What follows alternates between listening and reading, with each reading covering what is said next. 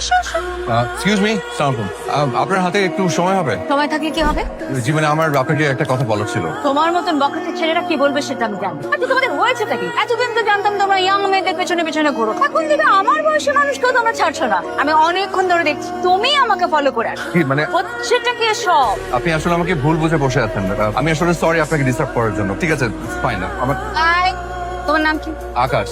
আকাশ কি বলবে বলো? অবশ্য আমি জানি তুমি কি বলবে। তুমি বলবে আপনি দেখতে খুবই অস্থির সুন্দর, ফিল্মের নায়িকাদের মতন। সব শুনতে শুনতে আমি মানে আচ্ছা শোনো, যা বলবে ভেবে চিনতে বলো। তুমি দেখছো না ওর বয়স 12, আমার ছেলে। হ্যাঁ, আমার আরো একটা মেয়েও আছে, সে ঢাকা ইউনিভার্সিটিতে প্রথম বর্ষে পড়ে। আমি আপনাকে আবারও বলছি যে আপনি আমাকে আসলে ভুল বুঝেছেন। আমি ওরকম ছেলে না। আমি আসলে একটা শাড়ি কিনতে এসেছিলাম। আমি আসলে নিজে শাড়ি চিনি না, তো তাই আপনাকে দেখার পর মনে হচ্ছে যে আপনাকে অনুরোধ করে যদি একটু হেল্প করতেন আমাকে। আরে ভাই, বাবা মার জন্য কিছু করো। বিয়ের পর তো বাবা মাকে দেখবেও না। এখন অন্তত গার্লফ্রেন্ডের শাড়ি টাড়ি না কিনে বাবা মার জন্য কেনাকাটা করো। আমি আসলে আমার মার জন্যই শাড়ি কিনতে এসেছি। রিয়েলি? জি। অ্যাকচুয়ালি হয়েছে কি, শিক্ষকতা করি তো, যেখানে যেখানে জ্ঞান দেওয়া শুরু। চলো আমি তোমাকে শাড়ি কিনে দিচ্ছি। তোমার মা দেখতে কেমন? পরীর মতো। সব মাই তো পরের মতো। মানে আমি বলতে চাচ্ছি যে ওনার গায়ের রং কিরকম? পরীর মতো। পরের মতো মোটা, ন্যাচুরাল। একদম পরীর মতো। বুঝেছি। আমার এটা ভীষণ পছন্দ। ভাই এটা প্যাক করে দেন। Thank you so much. আমি হ্যাঁ, ও বার্গার খাবে আর আমরা দুজন মিলে কিছু খাবো। জানে তো হলো না তোমার মার জন্মদিন কবে? আজকে। রিয়েলি? হ্যাঁ, আচ্ছা। কিন্তু জানেন এটা কিন্তু মার অরিজিনাল বার্থডে না। মানে আজকে যে জন্মদিন, এটা মার রিয়েল জন্মদিন না। আমি অনেক গবেষণা করে বের করি। মানে কিভাবে? লং হিস্ট্রি, তবে অনেক ইন্টারেস্টিং। আপনার হাতে সময় থাকলে আমি বলতাম, আপনার হাতে তো সময় নেই। না তুমি বলো, আমি শুনবো, বলো।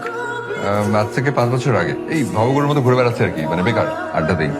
ইয়েস, ফুড কোর্টে যাবো কেন? কি হয়েছে? আগে আসো, তারপর বলবো। আমার কাছে ভাড়া নাই, ভাড়া দিতে হবে। আর যদি আমাকে খাওয়াস তাহলে আসতে পারি। তুমি আসো, দিব। ওকে, কেন ডেকেছিস বল। তোমাকে আসতে বলছে দুইটা কারণ। বলে ফেল। আজকে আমার ছোট খালার বার্থডে। তো তুমি এখন গিয়ে আমাকে একটা শাড়ি পরছেন, প্লিজ। আমি নিজে চীনে একটা লুঙ্গি কিনতে পারি না, আর তুই আসিস আমাকে শাড়ি কেনাতে? ছাগল একটা। সেকেন্ড কারণটা বল। দ্বিতীয় কারণটা হচ্ছে তোমাকে দেখতে খুব ইচ্ছা হচ্ছে।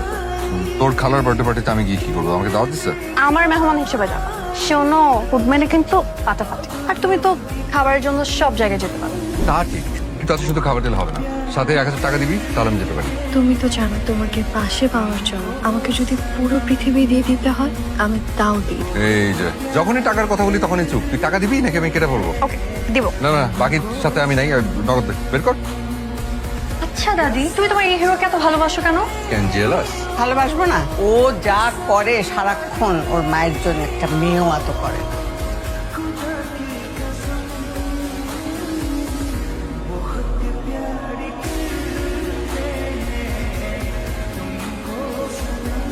ও আসমান ভাই, আপনি এখানে দাঁড়িয়ে দাঁড়িয়ে আসমান দেখছেন আর সারা রেস্টুরেন্ট আমি আপনাকে খুঁজে মন। কি হয়েছে তোমার? এমন দেখাচ্ছে কেন? আরে তেমন কিছু না। তোর খালার জন্মদিনে তোর খালাটাকে দেখে বারবার মায়ের কথা মনে পড়ছে। জন্মদিনের ছোট্ট একটা অনুষ্ঠান তোর খালার চোখে মুখে না একদম কেমন যেন একটা বাচ্চাদের মতো আনন্দ এনে দিয়েছে। আমি তো আমার মার চোখে মুখে এরকম একটা আনন্দ এনে দিতে পারি। মা, আমি ঠিক করেছি যে এখন থেকে প্রতি বছর তোমার জন্মদিন আমরা পালন করবো। আমি বড় ভাইয়া বড় আবার সাথে কথা বলেছি, তারাও রাজি। পাগল নাকি তুই? আমি একটা বুড়ি মানুষ, আমার জন্মদিন পালন করবো? তুমি মোটেও বুড়ি না। আর বুড়ি হলে সমস্যা কোথায়? মা, আবার থালা বাসন বাচ্চা, এটা রাখো তো। আমার একটা প্রশ্নের উত্তর দাও। খবরদার, আমাকে 19 ঘরের নামটা বলতে বলবি না। আমার মুখস্থ নেই, আমি বলতে পারবো না। জানো ভাই, কিন্তু নিজেও নির্ভয়ের নামটা জানেন। এই চুপ। তোমার জন্মসাল কত? জন্ম তারিখ বলো। আমি জানি না। হ্যাঁ, তুমি বললেই হলো তুমি জানো। সত্যি আমি জানি না বাবা। আমি তো বাবা মার প্রথম সন্তান। নানা নানি সে যুগের মানুষ, ওনারা আমার জন্ম তারিখ লিখে রাখেন। মামাটা তো লিখে রেখেছে। ওটা আমি লিখে রেখেছিলাম। তুমি যখন স্কুলে ভর্তি হয়েছো তো তখন তোমাকে জন্মসাল তারিখ এগুলো কিছু লিখতে হয়নি? হয়েছে, মানে সেটা তো নানা আন্দাজ করে একটা লিখে দিয়েছে, সঠিক না তো। হায়, তাহলে তুমি তোমার মায়ের জন্মদিন পেলে কিভাবে? ও অনেক অনেক কষ্ট হয়েছে, তবে অনেক মজার অভিজ্ঞতা। আমি করলাম কি, সব ফ্যামিলি মেম্বারদেরকে ডাকলাম, সবাইকে নিয়ে আমাদের ডিসকাশন শুরু হলো যে কবে হতে পারে মার জন্মদিন। না, আমার এত কিছু মনে তো নেই। দাদা কি করেছে? দাদা তো লিখে রাখতে পারে। দাদার গিয়ে জিজ্ঞেস কর। যুদ্ধ যে হয়েছে, যুদ্ধ হবার কতদিন আগে মার জন্ম হতে পারে? কি ধারণা? কতদিন আগে ওইটা মনে নাই, তবে মনে আছে যেই বছর যুদ্ধ শুরু হয়েছিল ওই বছরই তোর মারে স্কুলে ভর্তি করাই দিয়েছিলাম। তার মানে মার বয়স তখন 4, 5 বা 6 বছর। ঠিক বলছো। এটা ঠিক করতে হবে যে কোনটা আসলে ধরবো, 4, 5 না 6। আচ্ছা মা, তুমি বলো কোনটা ধরবো, 4, 5 না 6? 5। তাহলে আমরা ধরে নিলাম যুদ্ধের সময় ফুপির বয়স ছিল 5। সে হিসেবে ফুপির জন্ম সনটা 1966। এখন আমাদেরকে মাস খুঁজে বের করতে হবে। মনে আছে মা? মাস দ্বারা বলি কার্তিক মাস, শীত পড়েছে একটু একটু, ওই কার্তিক মাস। কার্তিক মাস ইংরেজি কি মাস মামা? অক্টোবরের মাঝামাঝি থেকে নভেম্বরের মাঝামাঝি।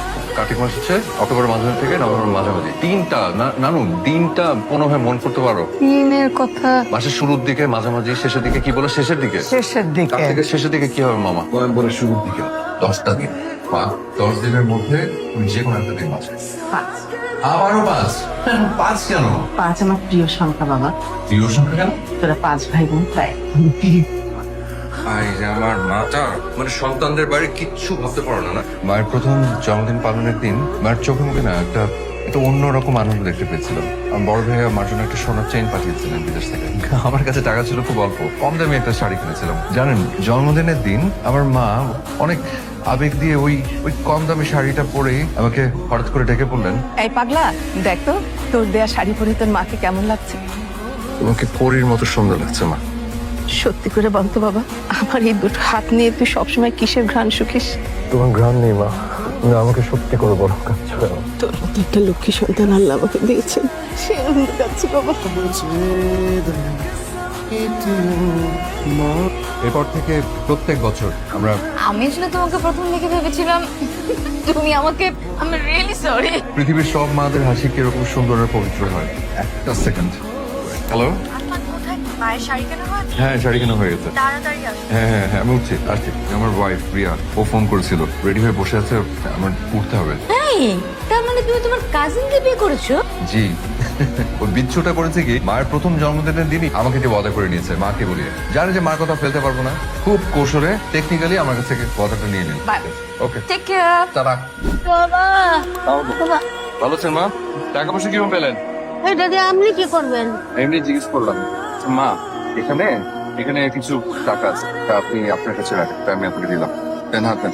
আর আমার কাছে একটা শাড়ি আছে, খুব সুন্দর একটা শাড়ি। এই শাড়িটা আমি আমার মায়ের জন্য কিনেছিলাম। এই শাড়িটা আমি আপনাকে দিতে চাচ্ছি। আমারই দিবেন কেন?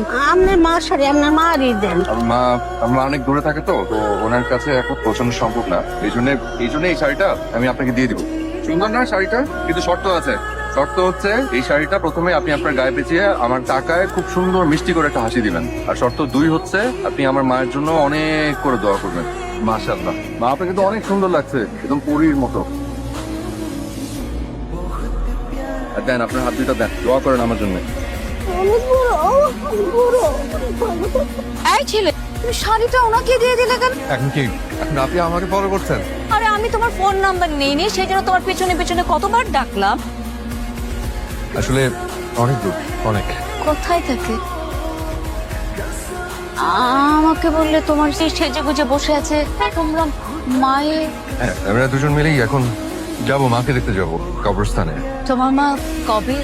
বছর কাউকে কিছু না বলে একদম হুট করে আমাকে ছেড়ে চলে গেল। আমার কাছে মনে হয় উনি প্রতিটা মুহূর্ত আমাকে ঘিরে রেখেছেন।